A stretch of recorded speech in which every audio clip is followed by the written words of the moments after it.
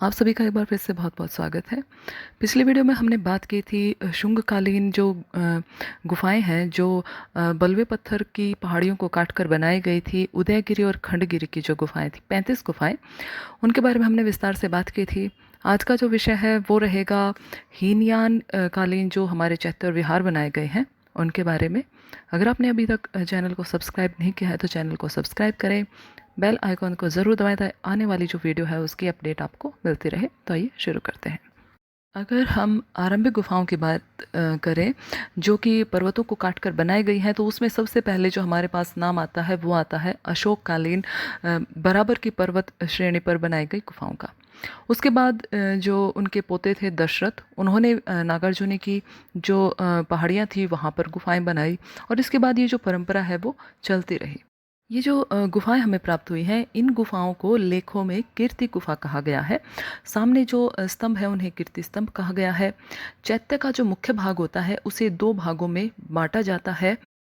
पहला जो भाग है वो ऊपर का भाग है, इसे कीर्तिमुख या मुख्य द्वार या इसे सूर्य द्वार भी कहा गया है। दूसरा जो भाग है वो ठोस चट्टानी दीवारों को काटकर तीन प्रवेश द्वार यहाँ पर बनाए गए हैं जो भीतर जाने के लिए मुख्य मार्ग है। चट्टानों में खोदी हुई शाला को कुभा, गुहा या घर भी कहा गया है और ये तीनों जो शब्द हैं वो लेखों के द्वारा ही हमारे सामने आए हैं। इनके दो रूप होते थे, एक चैत्य और दूसरा विहार। चैत्य घर में पूजा होती थी। इनकी आकृति है वो वृत्तायत में होती थी। आरंभ का जो भाग है वो आयताकार होता था और अंतिम जो भाग है वो अर्धवृत्ताकार यहाँ पर प्राप्त हुआ है। अर्धवृत्त के ठीक मध्य बिंदु में एक ठोस अंडाकृति स्तूप की रचना की जाती थी।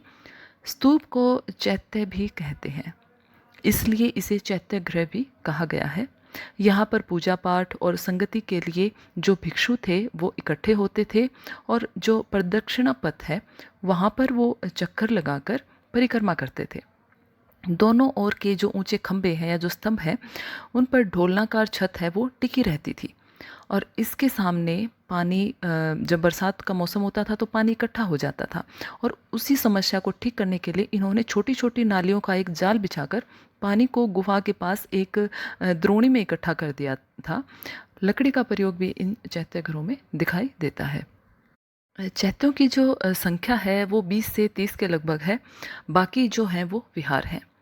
चैत्य, तीन चैत्य जो चिनाई से बनाए गए हैं, सांची, तेर और जो चेज रला जो कि कृष्णा जिले में है, उनको चिनाई के द्वारा बनाया गया है। बाकी जो चैत्य हैं वहाँ पर चट्टानों को काटकर चैत्य हैं वो बनाए गए हैं। हीनयान युग के 8 चैत्य प्रसिद्ध हैं। भाजा, कोडाने, पीतलखोरा, अजंता की गुफा संख्या 10, बेडसा, अजंता गुफा संख्या 9, नासिक और कार्ले। ये सभी के सभी यहाँ पर मैंने आपको कालक्रमानुसार बताए हैं। चैत्य घर को बौद्ध धर्म का देवालय भी कहा जाता है। इसका जो आकार होता है वो ईसाई धर्म का जो चर्च या जो गिरजाघर होता है उससे बहुत मिलता जुलता है। चर्च में जो नेव होती है वही चैत्य में मंडप होता है। चर्च में जो आयल होती है वही चैत्य में प्रदक्षिणा पथ होता है। चर्च में जो एप्स होती है वही चैत्य घर में गर्भगृह होता है। मंडप और प्रदक्षिणा पथ के बीच में जो स्तंभ होते हैं उनकी एक पंक्ति होती है जो एक माला के आकार की तरह आपको दिखाई देगी। गर्भगृह में ठोस चैत्य होता है जिसकी पूजा की जाती है। अगर बात करें विहार की, विहार जहाँ पर जो भिक्षु होते थे वो निवास करते थे।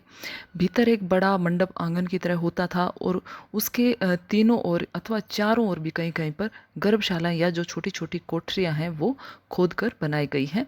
सामने की दीवार पर जो स्तंभ है उन पर टिका हुआ एक प्रवेश द्वार होता था और भीतर जो कोठरियाँ हैं वो चौकोर आकार की होती थी जहाँ पर भिक्षु निवास करते थे। जो एक भिक्षु होता था उसके लिए एक कोठरी या एक गर्भशाला, जो दो होते थे वहाँ पर द्विगर्भशाला और तीन के लिए त्रिगर्भशालाएं बनाई गई थी। जहाँ पर बहुत सारे भिक्षु निवास करते थे उसे संघ निवास कहा जाता था या उसे संघाराम भी कहा गया है। आरंभ में विहार छोटे होते थे, बाद में बड़े होने लगे। इस वीडियो में हम बात करेंगे हीनयान के जो प्रमुख चैत्य हैं उनके बारे में। तो यहाँ पर मैं आपको बता चुकी हूँ कि 8 जो चैत्य हैं वो प्रमुख रहे हैं। और इन्हीं प्रमुख चैत्यों की बात करें तो हमें जो प्रमुख चैत्य या सबसे प्राचीनतम जो चैत्य मिला है वो है भाजा। भाजा जो कि महाराष्ट्र के पुणे ज़िले में स्थित है। दूसरी शताब्दी ईस्वी पूर्व का यह माना गया है, क्योंकि हमें यहाँ से एक लेख भी प्राप्त हुआ है जिसमें समय है वो दूसरी शताब्दी ईस्वी पूर्व ही बताया गया है। भाजा में 22 गुफाएं हैं, जिनमें से गुफा संख्या जो 12 है वो सबसे महत्वपूर्ण है। प्रथम सोपान का चैत्य है, सामने की दीवार पर कलाकृतियाँ बना रखी हैं। यहाँ पर जो अलंकरण है या जो सजावट है वो आपको नए के बराबर दिखाई देगी, यानी कि सजावट है वो अधिक नहीं की है। जो थोड़ी बहुत नक्काशी यहाँ पर की गई है वो भी जो लकड़ी में नक्काशी की जाती है उसी के अनुकरण पर यहाँ पर बनाई गई है। 3 प्रवेश द्वार है। बीच वाला जो प्रवेश द्वार है वहाँ से गर्भगृह में प्रवेश किया जाता है। यहाँ पर जो स्तंभ बने हैं वो भी लकड़ी की कला में ही बनाए गए हैं और जो थोड़े से तिरछे बनाए गए हैं। सामने के भाग में 8 जो कोठे हैं वो बनाए गए हैं जो भिक्षुओं के रहने के काम आते थे। माना जाता है कि यहाँ पर कभी एक छत्रावली लगी होती थी जो कि अब नष्ट हो चुकी है। यहाँ पर 5 मानव आकृतियाँ उत्कीर्ण की गई हैं जिनके नीचे दानव हैं वो बना रखे हैं।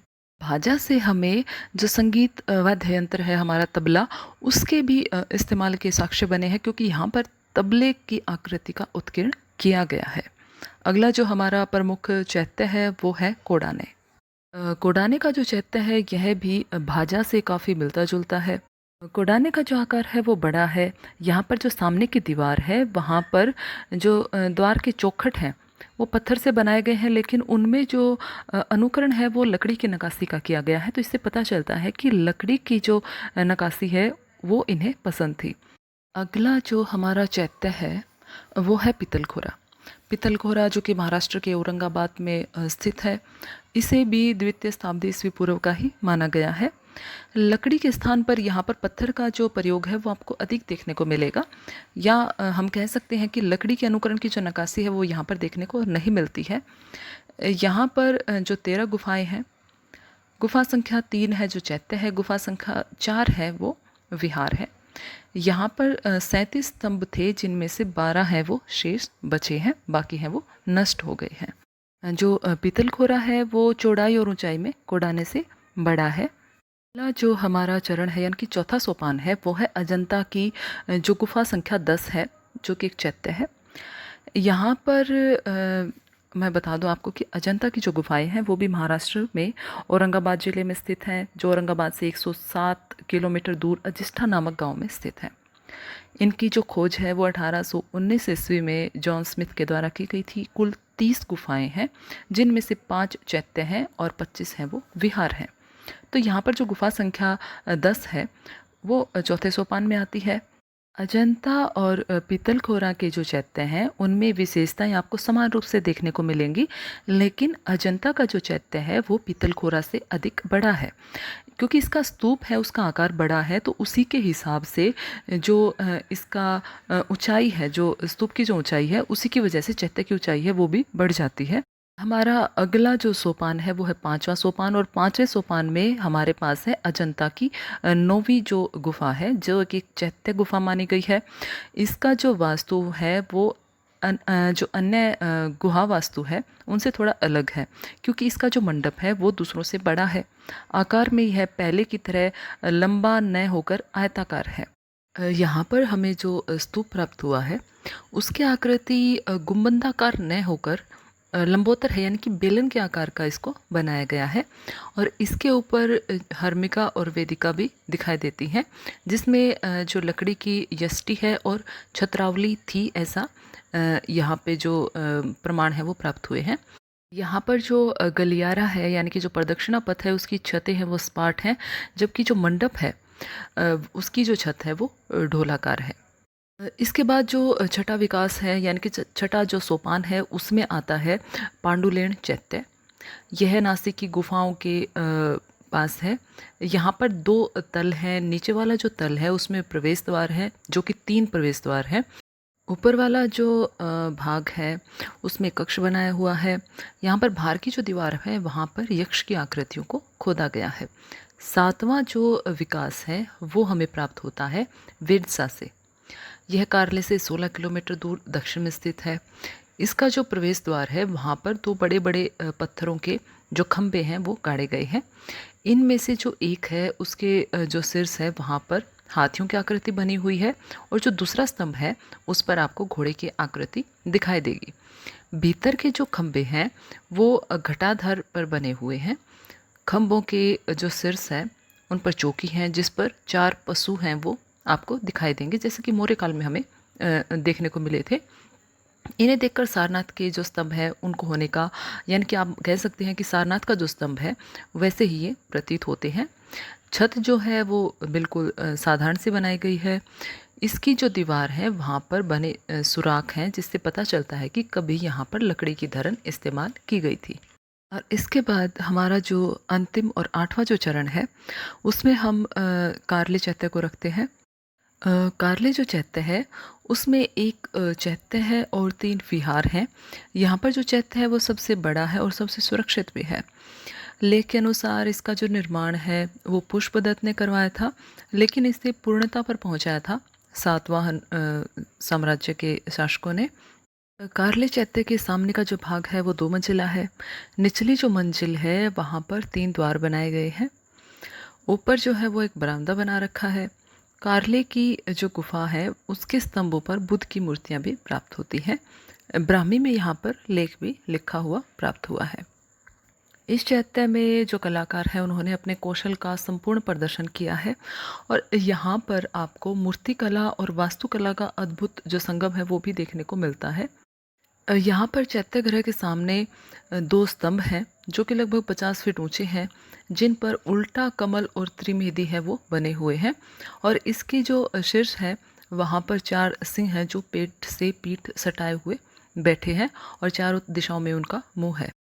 जो कार्ले चैत्य का मंडप है वो 124 फीट लंबा है, 64 फीट चौड़ा और 45 फीट ऊंचा माना गया है। इसमें 37 स्तंभ हैं जो कि 3 जो कक्ष है उसको 3 भागों में बांटते हैं, जिसमें 2 प्रदक्षिणा पथ हो जाते हैं और बीच वाला जो भाग है वो मंडप में विभक्त हो जाता है। दोनों किनारों पर बीच में 15-15 आपको स्तंभ की पंक्तियां हैं वो दिखाई देंगी। पीछे का जो वृत्ताकार भाग है वहाँ पर आपको 7 स्तंभ दिखाई देंगे। चैत्य का जो पिछला भाग है वो वृत्ताकार है और इसी भाग में जो स्तूप है वो बना रखा है। स्तूप है वो दोहरी जो वेदिका है जिस पर अंड है। ऊपरी भाग में वर्गाकार वेदिका है और बीच में परंपरा के अनुसार यष्टि और उस पर छत्र रहा होगा, ऐसा माना जाता है। हालांकि अब उसके सिर्फ प्रमाण ही हमें प्राप्त होते हैं। कार्ले को हीनयान स्तूप वास्तु का श्रेष्ठ उदाहरण माना जाता है और इसी के अनुकरण पर जुन्नर और कन्हेरी की जो गुफाएं थी वो भी चैत्याकार में बनाई गई हैं। तो ये थे हमारे हीनयान काल के या हीनयान जो बौद्ध धर्म है उसके प्रमुख चैत्य। अगली जो वीडियो है उसमें हम महायान के जो चैत्य है उनके बारे में बात करेंगे। अगर आपको मेरी वीडियो अच्छी लगती है तो लाइक और शेयर ज़रूर कीजिए। धन्यवाद।